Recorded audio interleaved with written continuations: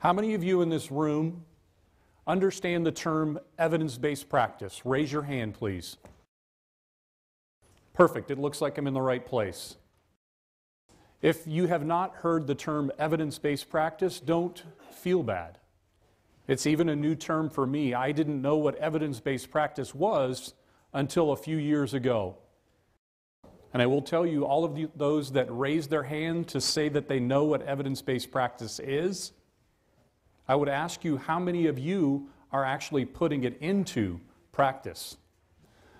One of my students recently did a survey of 750 Division I high-level university strength coaches, and I can tell you very few strength coaches, although they understand what evidence-based practice is, are utilizing it to guide what they do for their profession. So what is evidence-based practice? My goal today is twofold. Convince you to use an evidence-based approach in whatever profession you're involved in. And I'm going to provide an example, a very simplistic example of how to use evidence-based practice from some research I did with older adults. So let me give you a definition of what evidence-based practice is.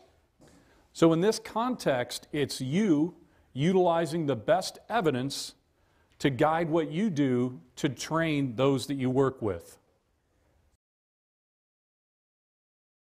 And in its most simplistic terms, it's a systematic approach to training clients based on the current best evidence from peer-reviewed research and your own professional reasoning.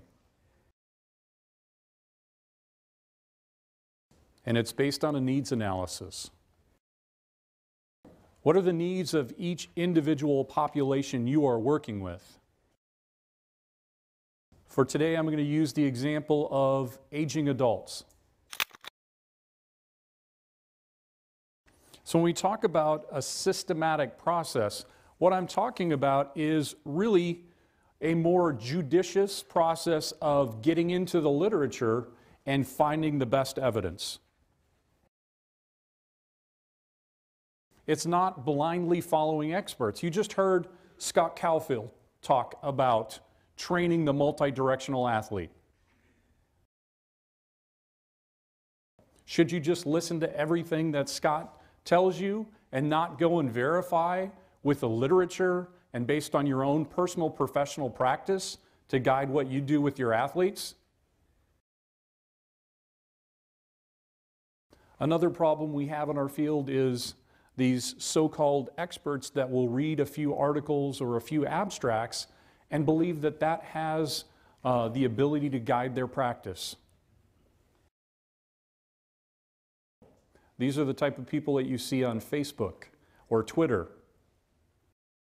To be systematic, it's an ongoing process. Sure, listen to those people post on their blogs, read their Twitters, but you need to do more work than just believing what they have to say. And the other thing is keep an open mind. We all have our preconceived notions based on what we were trained and what we've read. But guess what? Our field is constantly evolving.